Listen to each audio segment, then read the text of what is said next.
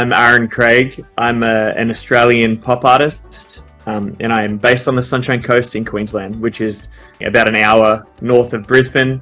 It's paradise. The beach is 100 metres from my house, and it's usually really hot and sunny, but today it's overcast. So you want me to start from sort of like, I guess, when I was a kid?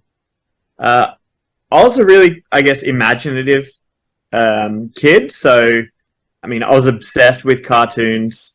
I grew up in like the mid to late 1980s, and in my opinion, that was kind of like the golden era of cartoons. Like, most of the stuff that, you know, I guess my generation or even the new generation know now was sort of big in the 1980s. So all these, like, you know, movies that are being made and you know, being remade, you know, Transformers and He-Man and Masters of the Universe and Thundercats and G.I. Joe and all this sort of stuff was really big. Teenage Mutant Ninja Turtles when I was a kid. And so I feel really lucky that, you know, I got to be immersed in that sort of stuff and toys and everything. So I became really obsessed with like that sort of stuff when I was a kid. And my mother was quite creative, you know, would sit down and draw together. And I guess, you know, I'd spend a lot of time in my room just sort of drawing and making up my own characters. And, you know, I kind of always wanted to expand upon things that already existed. So like I'd watch Teenage Mutant Ninja Turtles and then I'd go and draw like characters that didn't exist, but that would fit perfectly sort of within that world. Yeah, so that was sort of like my childhood, and that just kind of continued on into my teenage years. And I sort of transitioned from like the cartoon stuff into comics. And here in Australia, like comics were sort of unheard of, you know, like it's not like in America or Canada or maybe even parts of Europe where, you know, DC and Marvel and these sort of big brands were known. In Australia, we sort of you would only have like the Phantom. Yeah, he sort of had like he was like in a purple leotard. It is kind of like not very cool, but that was sort of all we had here. The sort of like comic era that we have now with, you know, the Marvel movies and everything, everybody knows who Captain America is and Iron Man and Thor and all these things. But I guess back in the 90s in Australia, no one did because, you know, they didn't really exist in anyone's sort of like lives. You wouldn't go to a comic book store. So the closest comic book store to me was a 40-minute train ride. And I think that was the only one outside of Sydney. So I grew up down south, like in New South Wales, which is the state below where I live now.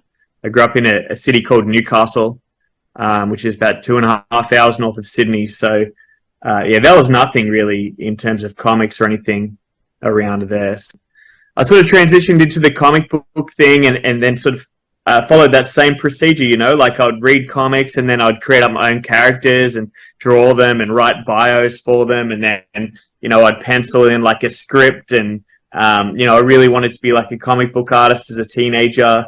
It's sort of this theme that they sort of continued on throughout my whole childhood until I left home, and then sort of I, you know, did a lot of traveling, and I kind of put the art thing behind me until I guess probably my late 20s, mid to late 20s.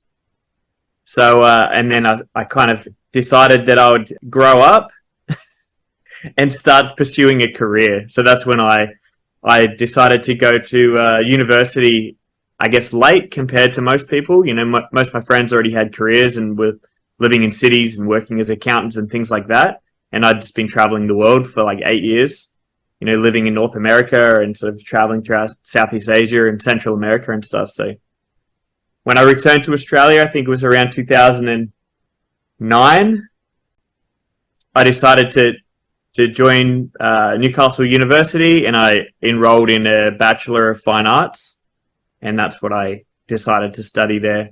But that was short-lived. I mean, I did 1 year, and at that time, the art scene, I guess, wasn't as global as it is now. It was like sort of social media, and getting sort of your name out there was really difficult. You sort of had to go through the traditional doors of like to show with the local art gallery or the university gallery. And then if you're not a traditional artist in the sense of, you know, doing like still life or landscape or things like that, it was really difficult to sort of, get any sort of attention. So I studied fine art until even the lecturers at university told me that it was impossible to have a career in the arts industry unless you wanted to be a curator or a gallerist and or a teacher or a lecturer. And so I didn't want to be any of those things. So I decided to switch my degree, and I pursued a Bachelor of Visual Communication Design, which is a fancy way of saying graphic design. And so I studied graphic design for the next 3 years and moved up to Queensland, to Brisbane, and I transferred to the Queensland College of Art, which is a university here which specialises in just arts and design. And that's where I graduated. Yeah. And that kind of brings me into my adult years of sort of, even from there, I mean, I didn't pursue an art career or really a design career after I had a degree.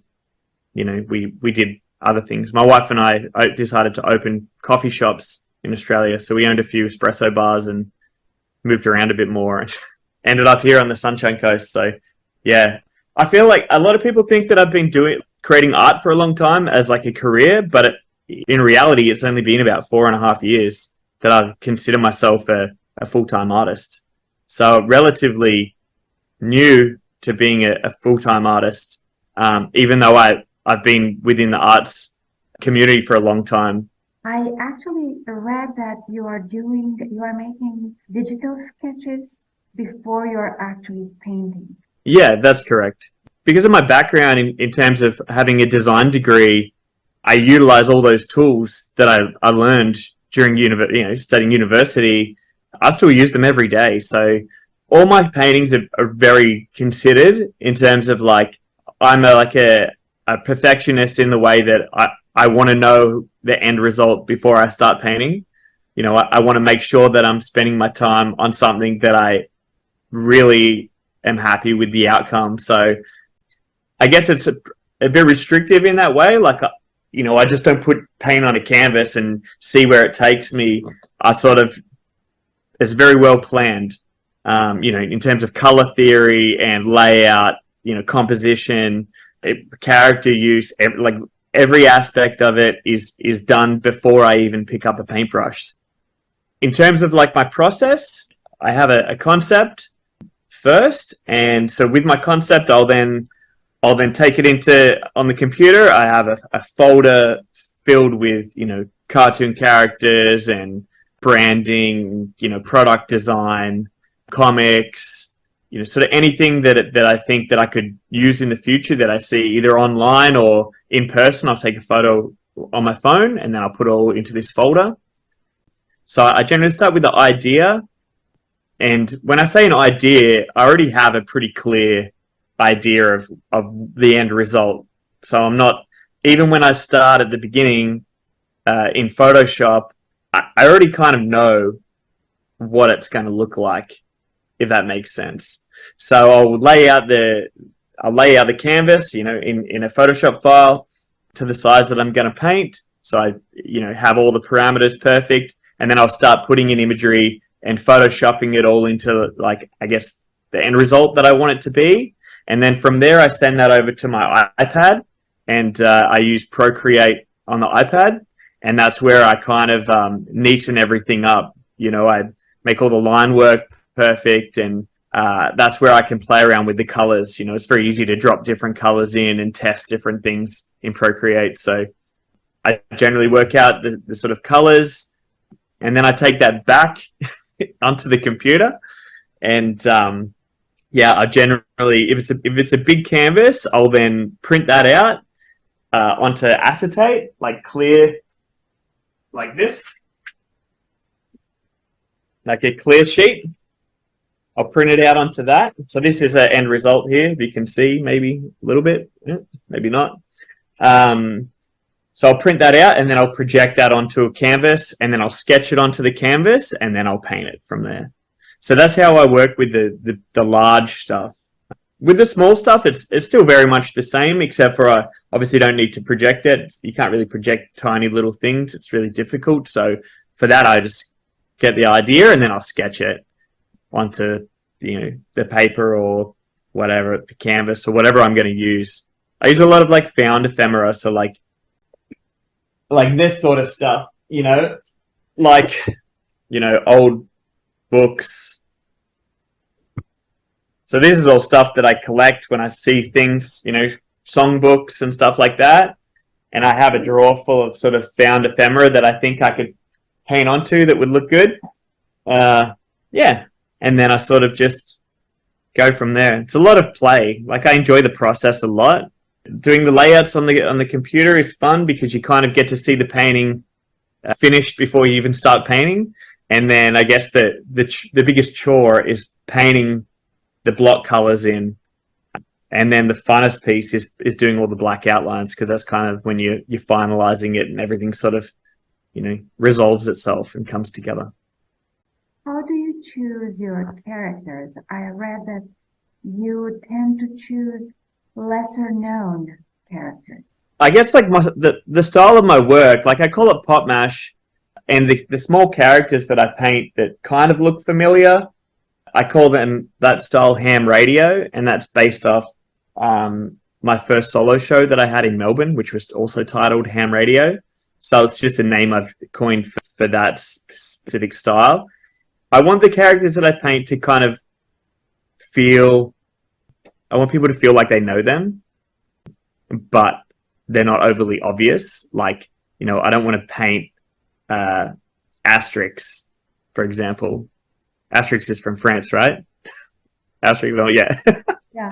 So I don't want to paint like Asterix and it to be Asterix, but I want people that know who Asterix is to find familiarity in the painting.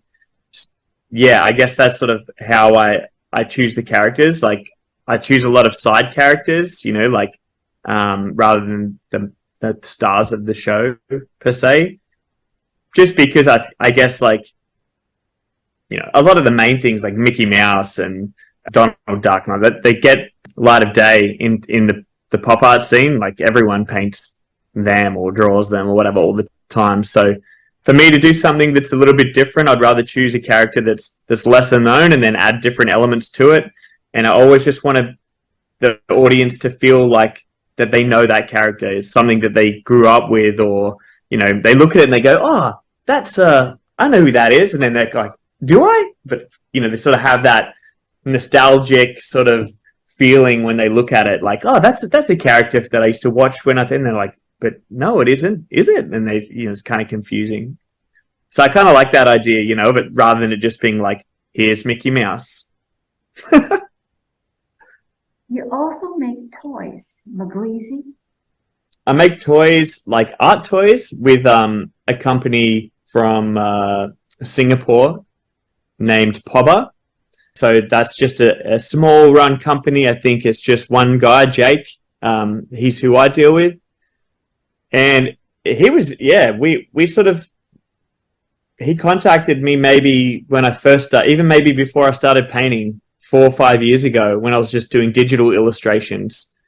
And he really liked a few of the characters that I was drawing, and he asked if I wanted to turn them into collectible art toys. They're sort of cast in soft plastic, or I guess the edition ones are soft plastic. If they're sort of one-off, they're usually in resin, so they're a bit heavier. Yeah, so I mean, I don't have a lot to do with that process other than I'll design the toy, I'll draw the character of the 3D object from like 4 different angles, front, back, and each side. And then I send all those to him, and then he has a 3D sculptor sculpt it. And then from there, it gets turned into a cast, and then they make the samples from that. So in terms of the toys, like, I would say that I'm a toy designer. I'm not a toy maker, if that makes sense. So like for example, this is one that is based off one of my ham radio paintings. Like, this is a 3D version of a 2D painting that I did. And this was for my last show I had a solo show in LA in June. And so this was like the main ham radio character. So it's like Top Cat and Papa Smurf. So like front on, it would look like this, like the painting looks similar to this, but then it's a full 3-dimensional object. So like for this was 3D sculpted. I employed someone to 3D sculpt it. So that's basically just creating a file. And then from there, they put it in a 3D printer and they printed it. And then it's just been hand painted from that. So I would kind of consider that more like a sculpture than a toy. For me, if it's a toy, it has to be like an edition. Like there have to be 50 or 100 of it, the same thing available. How do you find that taste of the public evolved or changed over the years? These days, we're seeing more violence, even in the comics. Personally, I haven't seen a big change because I think I try and create art that's fun. Like I want people to look at my art and smile and feel good about. They're meant to be happy. I don't really paint anything that's like overly. I don't think I paint anything that's violent really, other than like maybe a cat, like a Tom and Jerry style, like about to hit a mouse with a bat or something like that. You know what I mean? So like, I think personally, I haven't seen a difference in terms of my audience and their taste, because I think the people that collect my work are looking for something that's nostalgic. They want to look at something and it's fun to look at. It's colorful. Reminds them of I guess simpler things. Like being a kid, and I think a lot of people that sort of collect my work or like it anyway are maybe a similar age to me or older, so they have kids that are young or teenagers. So it's fun to introduce your children or the next generation to things that you enjoyed when you were young as well. For example, I loved He-Man and Masters of the Universe when I was a kid. It was my favorite thing ever. And our dog's name is Battle Cat, and we did that so that our kids are familiar with He-Man and Master of the Universe. Or like I buy the toys that I owned when I was a kid for my kids because I want to introduce them to that as well. So I kind of feel like the audience, like my audience, is sort of like in that category rather than being sort of affected by like global political issues or war and things like that. So I mean, I can't really comment too much on that because I feel like my audience has kind of stayed relatively the same since I started. Behind you have a collection of toys. Are they also inspiring you? Yeah. They're from we went to Japan a few months ago. We took the kids over there. Yeah, a lot of my favorite cartoon characters are actually like popular Japanese cartoon characters. So a few of those are from that. So the green one is Doraemon. He's usually blue. He's probably my favorite cartoon character from Japan. I paint him a lot, or elements of him a lot in my own paintings. And then the big brown guys from Anpan Man, which translates to like curry bun man in English. I like sort of like how absurd Japanese like pop culture is. I feel like, I guess, American or European pop culture is kind of like one thing. It's like, oh, here's a cat or whatever as anthropomorphic character. But in Japan, they really like sort of everywhere. Like this is a bakery product as a character, and they're like these superheroes. So. Or like a robot cat from the future that can open like portals with a door he pulls out of his pouch. So I really like the backstories for a lot of the Japanese characters. I think they're really well developed, and I think that they're like sort of show that you can make fun or something interesting out of the most ridiculous ideas. So I really like those. And then the black guy at the back is actually like this. That's actually Oswald the Lucky Rabbit. That's like Walt Disney's first character. He predates Mickey Mouse. He was the original Mickey Mouse character from Disney. I think he ended up losing the rights to using him a long time ago, and they've just got those rights back. So if you go to Disneyland now, you see some Oswald the Rabbit stuff, which is pretty cool. So he's like the original Rubber Hose character.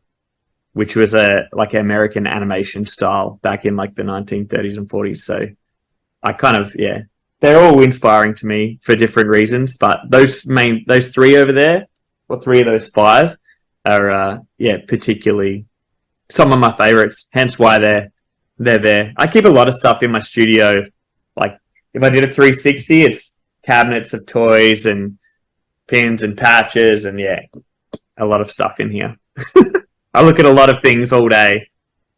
Have you tried to insert Australian animals in your art? For example, the kangaroo, dingo. I've done some stuff with Blinky Bill. Blinky Bill was like I guess still is. He's a koala, and he was in a cartoon series like when I was a kid. But Australia's a really small country, and in terms of like a big country, but in terms of population, it's very small. We kind of don't have that history or the sort of pop culture industry that, like, I guess, I don't know, maybe more like capitalist machine countries like the US have. You know, we don't have big animation studios, and because I guess there's not that many people here, we have a much smaller audience to sort of grow those products. I guess why I use a lot of American or European characters or even Asian characters in them, because I feel like they're sort of more well known or championed a bit more. But in saying that, Felix the cat was created by an Australian, if you didn't know. So that's pretty cool. But in terms of, yeah, what your question about using more Australian animals, only with like Blinky Bill really I've used. But yeah, I probably should. You know, there's not that many Australian pop artists out there. So maybe it's something that I need to look at doing more in the future. But also on that note, that talking about Blinky Bill and the koala, when I was a teenager, I tried to get work experience with Yoram Gross. They were the only, I think, animation studio in Australia, and they created Blinky Bill. So I applied to work for them for free, you know, just to get experience when I was a teenager. And I didn't actually get accepted, but that made me create my own character to submit to them. And one of them that I paint quite often now, which is called G Grub. And so, yeah, and I still paint him now. So that was kind of a cool little thing that came out of trying to get a job with the animation studio here. Let's talk about your palette. How do you get these colors? I feel like most of my paintings generally have a primary color base. So I use like blue, red, and yellow in nearly all of my paintings as the main three colors, or shades of those. The light blue that I use for a lot of backgrounds of my paintings, like the one behind me here, that light blue color is called Padre Blue. And yeah, I use it as the background, and I have for maybe the last 2.5 years or 3 years of most of my paintings, because it's nice, it's soft, it's cool, and it lets all of the other colors really shine. The background, because all my paintings are so character driven, like it's like, this is the character. I don't do a lot of scenery or background or anything with it. I just want it to be kind of like a print or like a sticker on a canvas, you know, like one bold thing rather than a character within a scene of stuff going on in the background. So choosing like a sort of pastel or like a softer background really lets the main characters shine through rather than sort of taking away from them. That's the reason that I choose Padre Blue, and because I feel like I try and paint thinking about who's going to own the piece and where it's going to be displayed. And, you know, we have a nice art collection in our house, but I feel like if you create something that's jarring or is too bright, it takes away from people wanting to display it. Not everyone wants to have a bright pink piece on their wall, but most homes can, or galleries or wherever it's going to be displayed, can have something that's like a soft palette, like a pastel blue background, so it kind of fits in nicely with people's collections in people's homes and things like that. So I think that's kind of like the design element of like my education, sort of, you know, being a bit more considered in terms of color theory and thinking about where it's going to be displayed how's the painting going to communicate within the space that it's going to be displayed. And then from there, like, as you just keep using the same colors over and over again, because if I'm painting for a show, like I want the whole show to kind of feel like it's like meant to be together. So if I'm painting 20 paintings for a solo show, for example, and I'm using like pink, and then this one's yellow, and that one's purple, and this one's green, it kind of feels a bit like, I don't know where it's, how does this all fit together? Whereas if I have like, 6 paintings and they all have like a light blue background, then they kind of feel like they're a series, like they're telling a story rather than just being their own individual things. So usually it depends on the sort of style that I'm painting in terms of which sort of color palette that I apply to it. But with my colors, we have an art shop here. So yeah, I get all my warm colors. I buy expensive paints for my warm colors because warm colors generally need a lot more layers to become opaque. Whereas the cool ones I use, like as a Padre Blue, it's a Dulux house paint. That's a color people use to paint the exterior of their homes. So I use that because it's really long lasting. It's made to be in direct sunlight without fading for years and years and years. And it's just got like a really, it's like one coat and it's beautiful. Some artists told me that they are traveling to other countries to buy certain paints. Oh, okay. Pigments, certain colors. Are you doing the same thing? No, no, not at all. No, most of my colors just come from the local art shop here.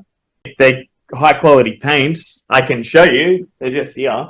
Yeah, I mean, I use Matisse for all my ones. They're like this. So their Matisse Flow is what I use, or I use golden acrylics. But you can buy them. I usually get these from the local art store, or they don't stock golden. So I just buy those online and have them delivered to my house. But no, I mean, I don't rely on a specific color for my paintings, so I don't have the need to be that picky with it. Yeah, I mean, if they stop making that Padre Blue, I'd be pretty upset because, like I said, I use it a lot. But if they stop making it, I'll just choose another one that's close. But I don't like mixing my own paints either. I feel like there's a huge spectrum of paint that's already out there, and because I paint in block colors, I don't paint gradients. I have no need to mix or blend colors. They're very much flat. Flat block colors. I want my work to look like, as I was saying before, I want it to really stand out on the canvas. It's meant to be like, this is the thing within the space. It's meant to be like a sticker, or, people when they come up close to them, like look at them and think that they've been like silk screen or like screen printed or something, because they're so flat and I guess so considered. If that makes sense. Let's talk about the audience. You're trying to maintain older characters young, kind of like bridging generations. Yeah, I agree. I mean, I don't know whether it must be deliberate to some degree. Like I said, I have small children. Like I have 2 boys, one age 5 and one age 7. And so, I see modern cartoons and, I have to be at least around, new toys and things like that. I just think that they don't live up to the sort of stuff that I had when I was a kid. Like I was saying earlier, like I feel like the 1980s and the 90s.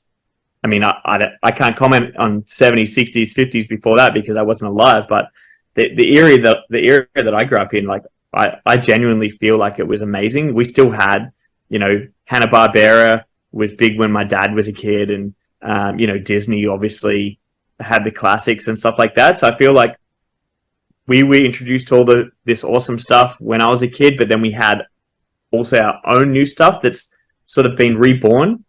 It's like I said, they're making all these new versions of the stuff that I grew up with. I just don't feel like that will happen with all of these new products and toys and cartoons that my kids grew up with. Like I can't imagine in 20 years from now anyone's going to want to see a new version of Beyblades or whatever. You know what I mean? So in a way, yeah, I guess I am sort of bridging that gap, but that's purely because my personal opinion is that everything was better back then. I think the characters were more interesting. They were softer. You know what I mean? They were all round and they had like bright eyes, and I feel like they were a bit more more approachable and friendly than some of the stuff now. Is like more jagged and faster, and I prefer the older things. I think that they're more playful and nicer, more appealing. But I was saying with the audience, kids love my paintings, obviously, because they're like, whoa, cartoon characters, comic characters, and they're bright, and they draw a lot of people in. So, but I feel like in terms of my audience, like people that collect my work and have it in their homes are generally people similar in age to me. Sort of, I guess, mid-30s, I'd say, to maybe 60s, like sort of somewhere in that sort of 20-year gap. And I feel like that's because of the nostalgic response to seeing the work. You know what I mean? You go to a show and you go, whoa, that brings back really nice memories. So I feel like that's the catalyst for people collecting or people appreciating it, is that emotional response to it, which is a really nice one. It's not like, confronting and what is this and this. There's a lot going on. It's kind of like, I'm looking at it, I know what it is, it's familiar to me, it makes me feel good, and so it's something that you can put somewhere and kids can enjoy it, and adults. So I feel like the sort of collector and my audience is sort of in that sort of similar age gap to me, where they can introduce it to younger generations, and it's fine, and they can be like, hey, look, this is the stuff I liked when I was a kid, and it's appropriate for you as well. You are working both with Western characters and Eastern Japanese characters, which are very popular. Mm-hmm. However, they are very different. For me, it's more about shape and like elements of a character. So like for example, like one of my favorite characters is Anpan Man, and he's a Japanese character, but he's literally just a circle for a head, and a round circle for a nose, 2 eyes, and then 2 circle cheeks. It's like he doesn't have a lot of features, but he's distinctly him. Like there's not another character that exists that's like him. So it's easy to use characters that have like a defining element, and also have like they're very simple, and then slot them in with other elements. So for example, like I paint Popeye a lot because Popeye is maybe the most uniquely designed cartoon character of all time.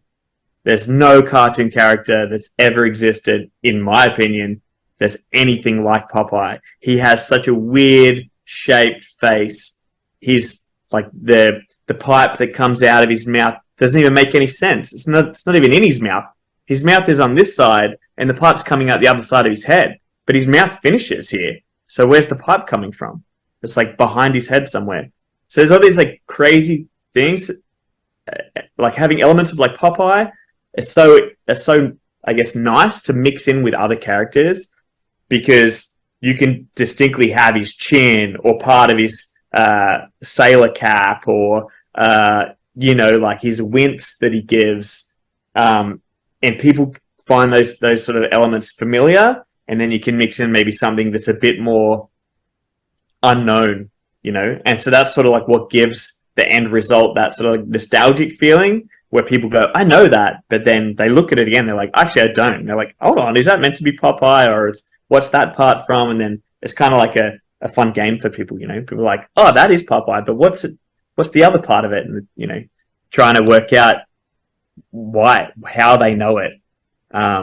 So yeah, it depends on the characters. Like Western or Asian characters are fine, but I'd say I mostly paint Western characters, just because I'm more familiar with them. Like I didn't grow up watching Japanese cartoons. They're something that I've enjoyed from like my 20s.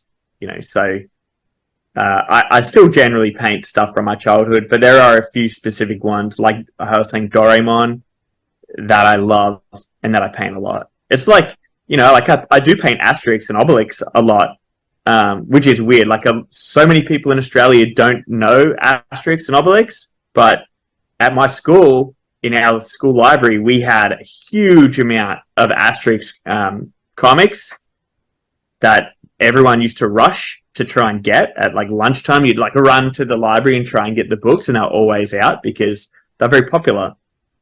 But if they weren't in my school, I wouldn't know them because, my parents wouldn't be buying me Obelix books from a bookstore, or, that we didn't have any cartoons on TV about them or anything like that. I kind of think back to things that were familiar to me as a kid, even if they are kind of obscure for the audience that I'm showing. Like if I showed Obelix in Australia in an art show, they'd be like, who's that?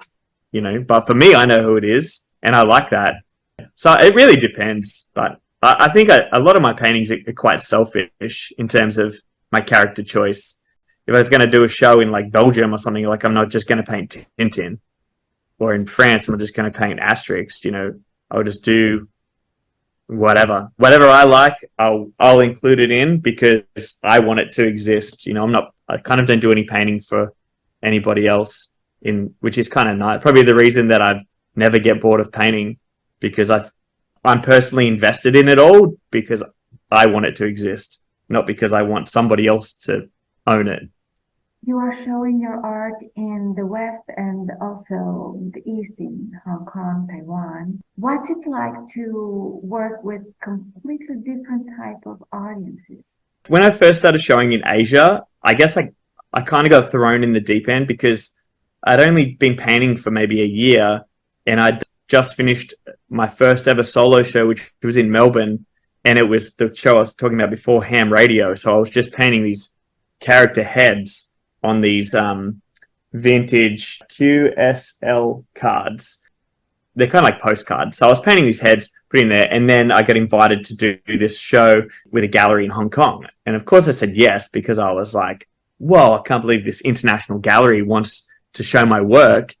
And I knew a few artists that had showed at that gallery, and I was like, wow, like if I'm on the same level as these people, that's a really big deal. It sold really well, but it sold very slowly. Like my show in Melbourne sold really fast, and I was like, wow, okay, so maybe I should be painting because people obviously enjoy this. And then when I painted for Hong Kong, it sold really slowly. Like the pre-sale, I think I must have painted maybe 30 paintings, and I think maybe like 5 sold. And I contacted the gallery and I said, hey, how's everything going? And they're like, it's going okay. Like we've had like a lot of publicity. They had like local news come in, and they're getting all these articles, and the gallery are doing a wonderful job. But I was like, why do you feel like the sales are slow? But then they said to me, which I didn't know, that in Hong Kong or other parts of Asia, the people that buy art don't have the same space that a lot of Western countries have. So like they don't have big homes and lots of wall space to put things, and they're very more considerate about what they buy because maybe they don't have a wall that's 6 meters by 2 meters that they can cover in art. They might just have one little section to do it. So they said to me that, your first shows in Hong Kong are generally slower, and then also collectors want to know that you are a career artist.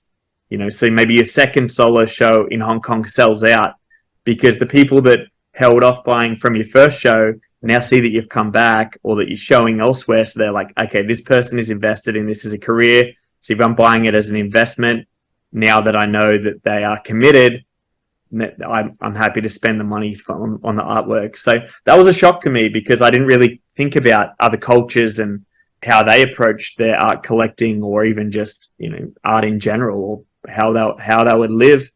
That was really different, but I was lucky that my next show after that was in Taiwan.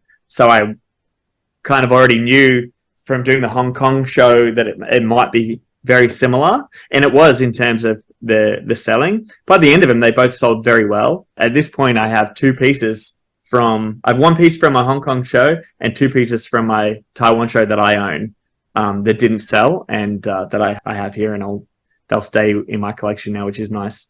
it's difficult.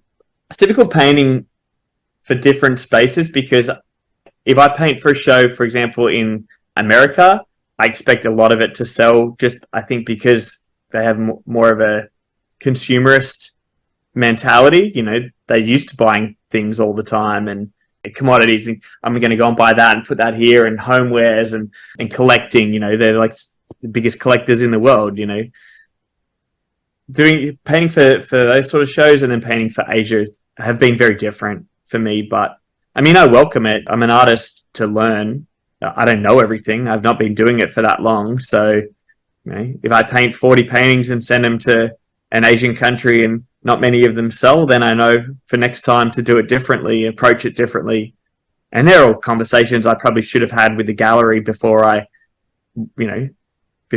committed to doing X amount of pieces. It's very different. But in terms of the subject matter, I feel like very similar. You know, when I was painting for the Taiwan show, I asked the gallery about characters that were popular in Taiwan.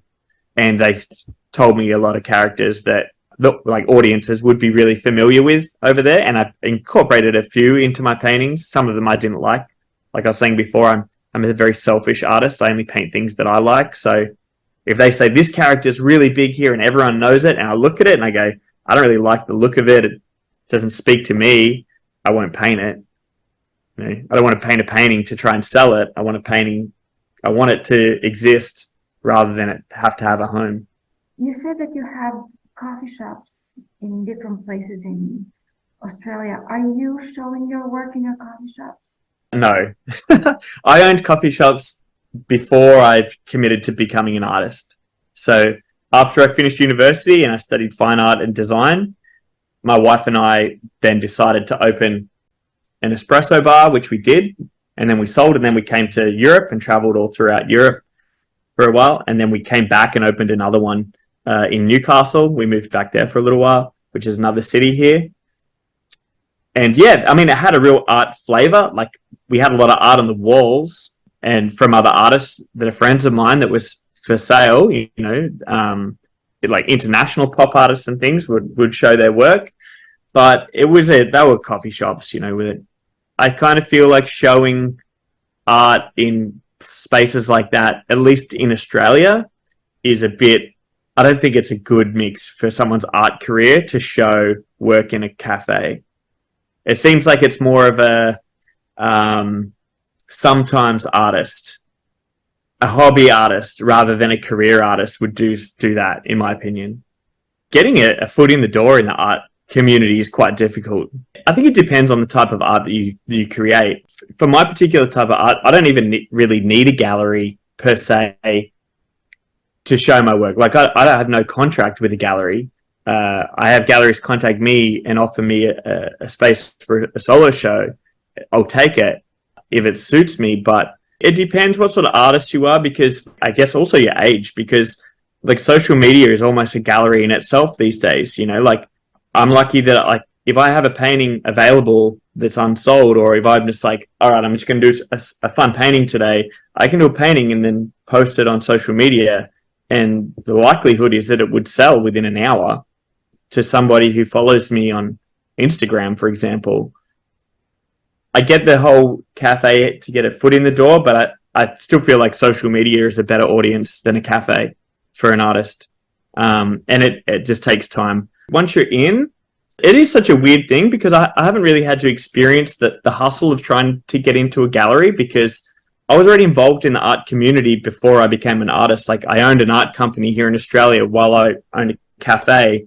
And so I was already curating group shows as well. So I was a gallerist per se for a number of years as a side job while I was a business owner as well. So I knew a lot of artists and galleries within Australia. So when I made the transition into becoming a full-time artist, I already knew everyone, and everyone just assumed that I have always been an artist because they knew me from being within the community. I think like sort of the path that my career, the path that took me to where I am now as an artist is very different to say if I were back to my 18-year-old self and I just finished and I did a fine arts degree or whatever, or I was self-taught, and then I was like, all right, I work in a cafe or I work in a retail store, and now I don't want to do that anymore. I want to become an artist. It is really, I understand it's super difficult. And maybe particularly in America or somewhere where wages are, minimum wage is really bad as well. Like, so you can't, you still have to work basically full time, and then you got to find time to create art, and then you're tired and you're less, you got less energy or less desire to even do the art. You know what I mean? It is quite a hustle. But in saying that, it's why if everyone could be an artist, everyone probably would be an artist. I think it's one of the most difficult career choices that anyone could make, because such a small amount of people get to be able to live off creating art, because it's a dream job. If someone told me that I'd be able to be a full-time artist and support a family of 2 kids and still travel and everything off being an artist, I'd be like, whoa, like, that's an absolute dream come true. Like, I wanted to be an animator as a kid, and then I wanted to be a comic book artist as a kid, but being a self-employed artist is way better than all of those things. It's just one of those things. It's a dream job, and unfortunately, not everyone can do it, because not everyone has the stamina to struggle, take risks, and treat it like a job.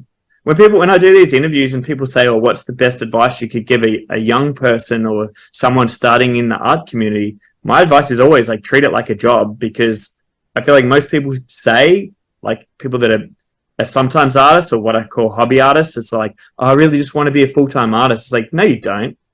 Because if you did, you would be treating it more like a job than you are. There's always a reason not to do it, or, it's too difficult or whatever. But like, it's my full-time job, and I would be in my studio between 40 and 60 hours a week. Not because I have to, because I love it. Like, I love it that much that I don't have enough time in my day to paint every idea that I want to see on a canvas, because I can't paint that fast.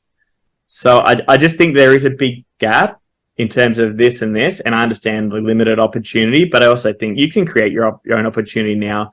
And having social media now, like I was saying, I think spending time building an audience, you don't need that many people to see your art, to sell art. You just need people that love your art enough to buy it, to see it. You could have an audience of 100,000 people and release 10 prints and not even sell them all. You know what I mean? Like, or you could have an audience of 500 people and release 10 prints and sell them all easily.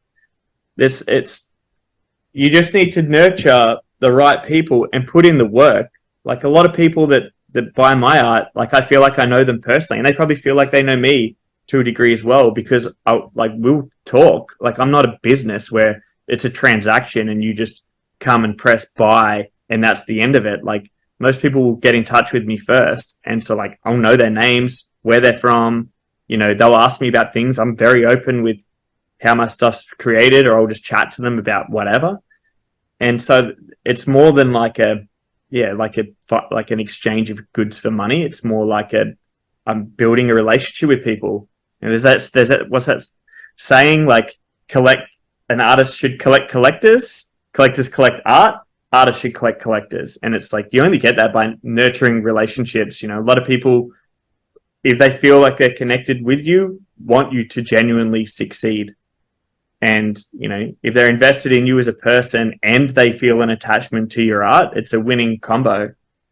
So I think I get the whole limited opportunity thing, but I still feel like there's a lot of ways to create your own opportunity. I curated my first art show when I was a university student, and I made no money, and I paid for everything, and I put like 14 artists in the show. And I gave all the commission from sales away to the venue that I also paid for. Like, I had no idea what I was doing, but I wanted to make an art show. And so I just did it. And I learned that obviously that's a very bad business model where I make no money because it's not sustainable. But, these are all, I learned from that. And so the next shows I did were better, because I was like, well, I need to at least be able to cover the costs. And how much is it going to cost me? So I'm like, I need to sell this much and this much. And, now I still get to curate shows. I still do that as a side job. I still own an art company in addition to being an artist. And like, I'm going to Bangkok in February to curate a show just with a gallery that reached out to me 2 weeks ago, and they want me to curate a show for their space. And so now I get to travel around the world and make money off selling art and showing my art. But they all came off the back of the first show I did off my own back as a student, where I decided that I just wanted to make a show and show artwork from people that I'd been at university with. I had some of my lecturers' artwork in the show, and students that I went with that I really liked, and so it was really cool for me to do that. And I would have no opportunity in the art scene if I hadn't made those decisions and just done it anyway. That's a huge segue from our conversation about showing artwork in cafes, but anyway. I'm just wondering, are you collaborating with schools? Are you invited in schools to teach or show your art? No, I'm not collaborating with schools. Our local council here is pretty well invested in arts here. So I've done a few workshops. I did an artist talk for them, so that it's free. People could register and come, and they put on coffee, and then I do an interview sort of like this live and talk about career, and people can ask questions if they have questions and things like that. So I've done that. I ran a workshop for the council as well, so people could come and teach them techniques of making art. But not in terms of the school. No, I'm going to do an art project in my son's second grade class in a week's time, but all the parents are going to do that, so it should be fun. What are you working on right now? I just finished painting for my next solo show, and that opens next week in Melbourne. So I'm having a bit of a break right now, actually. I'll fly down to Melbourne next week for that, so I'm pretty excited. It's my first Australian show since my first show ever, which was 4 years ago, which was also in Melbourne. So yeah, I'm really excited about that. So I'm heading down there next week. And outside of that, it's summer here, and it's December. We go away as a family, and yeah, we got a busy time of just sort of socials and hanging out. Yeah, I'm doing some freelance illustration work actually for a cigar company in America. So I still have a few little things going on, but yeah, in terms of big projects, I'm just sort of stopping all of my own stuff, and then I'm just curating shows. I'll still be curating the Bangkok show, and then I have another show on the Sunshine Coast here that I'm curating, which opens at the beginning of March. So I'm sort of just doing the background art business stuff for the next couple months rather than working on any of my own projects. How can people find you and contact you? Via my website, aaroncraig.co, or Instagram, Aaron J. Craig, or just, I think if you Google me now, if you just Google Aaron Craig, I think I come up now, which is kind of fun, I used to Google Aaron Craig, and there was a director that used to always come up, but now I think I'm somewhere on the front page of Google, so that's a thing. Yeah, that's generally most people contact me either directly through my website or just via Instagram. You can send me a message. Like I was saying before, when I ask me a question, just send me a private message on Instagram and I'll reply. I won't just see it and not get back to you. I'll reply to you. Before we wrap up, is there a topic that we have not discussed, or is there something that you would like to talk about?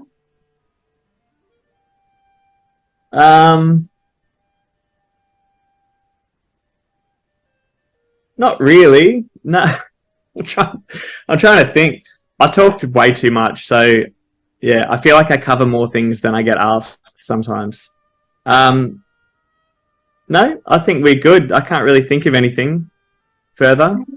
I have just one more question, because you're doing so much art. Are you documenting your art? Are you cataloging? Are you thinking of putting it in a book?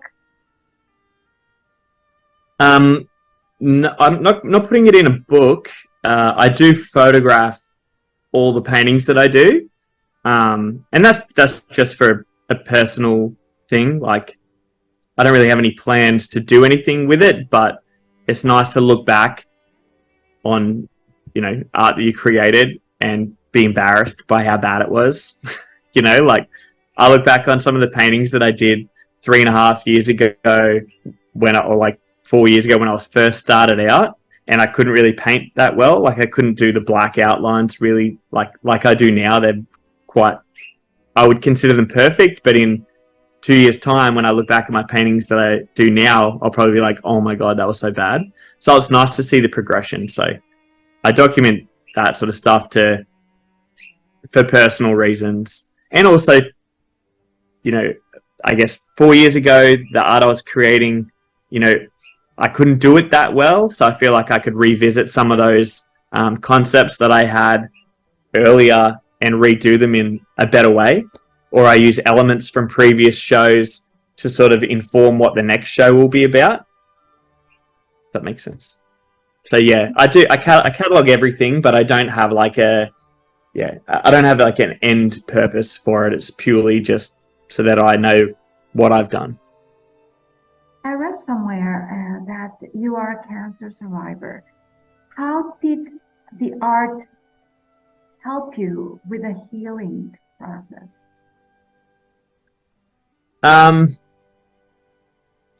Well, it was more the other way around.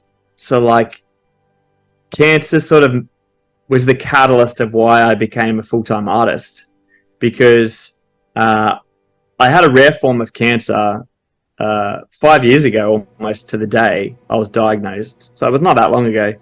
And it was on my way home from the hospital from being diagnosed that I decided that I would become a full-time artist, because at the time I owned a cafe in Newcastle, and I owned my art company, which has been around a long time in Australia, but I was just dealing with other artists and sort of going through the motion sort of thing. I was not very genuinely interested in it anymore, and I was hating owning a hospitality business, and I was really like miserable with life, and probably why I got cancer. And so yeah, on my way home from the hospital, I called my wife, and I was obviously mortified, and I just said to her, like, that's it, we're selling the coffee shop, and we're moving back to the Sunshine Coast, and I'm just want to paint every day. I just want to paint every day. I want to go to the beach every day, and I want to spend as much time with my kids as I can, because the type of cancer I got is extremely rare and very bad. Most people don't survive many years. Luckily, I'm cancer free. I feel very grateful every day that I get to do my dream job, but I honestly feel like I got it for a reason, and I feel like it kind of was the catalyst that sort of pushed me into what my career should be and my purpose for being alive. So I'd say my art didn't heal my cancer, but my cancer kind of led me to create art, which has been the happiest thing that I've probably done with my life outside of my family. There's a Disney World. My sister was just there. Oh yeah? Yeah, like 3 weeks ago. She liked it? How funny. Yeah, she had a great time. My wife and I were over there too. We spent like 3 months in Europe. We lived out of a van when our oldest son was like 2. But yeah, we traveled around Europe. I loved France. I didn't think that I'd really like France that much, but it was probably like one of our favorite spots in all of Europe. We did a lot. We did like 11,000 kilometers, like all around Europe. Like, we started in Germany and sort of like went clockwise. It was wonderful. We talk about it all the time. We literally talk about that trip like every week. So I'd love to come back. At the moment, I'm focused more on, I have the Australian show, but also back in America, like my next solo show, I decided next year I'm not going to do any shows. I will, but not with any galleries. I'm going to do a show myself, and maybe with another American artist named Ezra Brown. we might do a duo show together. And I want to do a show myself in Japan because it's so close to Australia, and we love it there. Like my kids love it, my family loves it, so I'd love to go back there and do something. So I mean, this is the thing, kind of what I was talking about before when we were chatting about opportunity. You can just do a show. Like so many people are just relying on someone else to give them an opportunity. It's like, you know, I want to show in Japan, but I haven't been asked to show with any Japanese galleries. I'll just go and do it myself. Because why not? And then I get to keep the 100% of the sales. I pay for my trip. I still end up with the same amount of money in my back pocket, plus I get a free trip, I claim it all on tax, you know, and I have 100% control over when it's open, how long it's open for, you know, so you can kind of do what you want, and I think a lot of people don't realize that.